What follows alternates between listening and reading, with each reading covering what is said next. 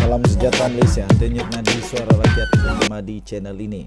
Tuan-tuan dan puan-puan yang dihormati sekalian, siasat Tun bermula dari Dr. Mahathir dan keluarga, kata Samsul Iskandar. Habislah. Kalau betul semua Tun harus disiasat, itu harus dimulakan dengan Dr. Mahathir dan keluarga Dr. Mahathir. Itu kata Samsul Iskandar. Betul tak apa yang dia buat ini? Maksudnya, betulkah pada pendapat anda, betulkah bahawa memang patut Tun Mahathir disiasat bersama dengan keluarganya seperti Samsul Iskandar kata itu? Anda boleh tinggalkan komen. Kenyataan yang berbaur sindiran oleh Tun Dr. Mahathir Mohamad supaya menahan reman semua individu yang bergelar Tun jika enggan mendedahkan hasil kekayaan mereka adalah disifatkan sebagai menunjukkan kesombongan sikap bekas Perdana Menteri itu. Setiausaha politik kanan Perdana Menteri, iaitu Datuk Seri Samsul Iskandar Mohamad Akin, berkata, jika benar Dr. Mahathir jujur dengan kata-katanya, siasatan haruslah dimulakan dengan bekas Perdana Menteri itu serta keluarga beliau. Tun Mahathir jangan terlalu yakin sangat. Tun Mahathir janganlah terlalu terlalu overconfident sangat. Kenyataan bernada sindiran Tun Dr. Mahathir supaya tahan reman semua orang yang memiliki pangkat Tun jika enggan mendedahkan hasil kekayaan mereka menunjukkan betapa kesombongan sikapnya Tun Mahathir. Ini kerana SPRM, Suruhanjaya Pencegahan Rasuah Malaysia SPRM, sedang menyiasat rakan baik-baiknya, tidak lain dan tidak bukan Tun Daim Zainuddin, iaitu siapa dia? Bekas Menteri Kewangan. Di atas kes pengubahan wang haram, dakwanya dalam ciapan melalui aplikasi X. Semalam, Dr. Mahathir dalam hantaran menerusi X telah bersetuju supaya semua yang bergelar Tun, termasuk beliau sendiri, disiasat dan ditahan reman jika gagal menjelaskan sumber pendapatan. Tun Mahathir dah tua, kalau dia masuk lagi tahanan reman, entah apa jadi kepada dia. Kesian dia. Kata Mahathir, saya bersetuju sepenuhnya bahawa Tun perlu disiasat. Jika mereka tidak dapat menjelaskan di mana atau bagaimana mereka mendapat wang itu, harta mereka harus disita. Tidak perlu mendapatkan dokumen bukti mengenai salah laku mereka. Sakwa sangka saja sudah memadai. Tun bukan saja perlu disiasat, mereka juga perlu direman sehingga mereka mendedahkan sumber wang mereka.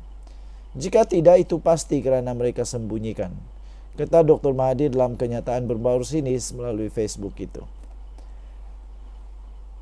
Mengulas lanjut, Samsul Iskandar mendakwa umum mengetahui akan kekayaan anak Dr. Mahathir dan sewajarnya SPRM memulakan siasatan dari mana datangnya kekayaan terbabit jika benar bekas Perdana Menteri itu mahu disiasat. Mahu siasatan dimulakan ke atas golongan yang memiliki gelaran Tun.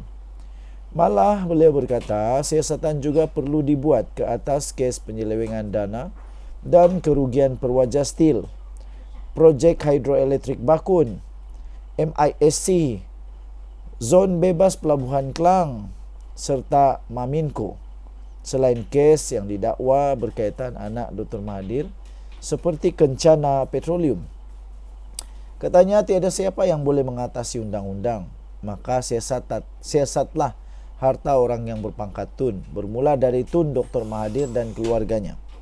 Semua orang termasuk mereka memiliki pangkat tun tidak berada di atas undang-undang, katanya. Dalam pada itu beliau mendakwah orang ramai juga mengetahui bahawa Dr. Mahathir telah membuat kenyataan sedemikian kerana tidak senang dengan Perdana Menteri Datuk Seri Anwar Ibrahim sejak tahun 1998 lagi. Ini kerana keengganan Anwar yang ketika itu menjadi Menteri Keuangan untuk menyelamatkan syarikat milik anak-anak Dr. Mahathir ketika krisis ekonomi Asia tahun 1997-1998 yang mengakibatkan pemecatan Anwar dan mencetuskan krisis politik sehingga pada hari ini dakwanya. Denyut Nadi Suara Rakyat bergema di channel ini. Jangan lupa tekan butang subscribe, like dan share. Bye-bye. Salam sejahtera Malaysia, Denyut Nadi Suara Rakyat bergema di channel ini. Rupa-rupanya masih ramai lagi rakyat Malaysia. Rupa-rupanya ramai lagi rakyat Malaysia yang tidak tahu sebenarnya kenapa Daim Zainuddin dalam keadaan masalah besar sekarang ini. Kenapa kekayaan Daim Zainuddin sekarang ini disiasat oleh SPRM? Dan ramai lagi rakyat Malaysia sebenarnya, rupa-rupanya lebih daripada 50% rakyat Malaysia tidak tahu kenapa harta 60 tingkat Menara Ilham milik keluarga bekas Menteri Keuangan Tun Daim Zainuddin disita oleh SPRM. Sampai ramailah buat andaian yang tak munasabah, andaian yang tak logik. Ramailah yang tuduh Anwar, tuduh SPRM sebab tak tahu apa-apa.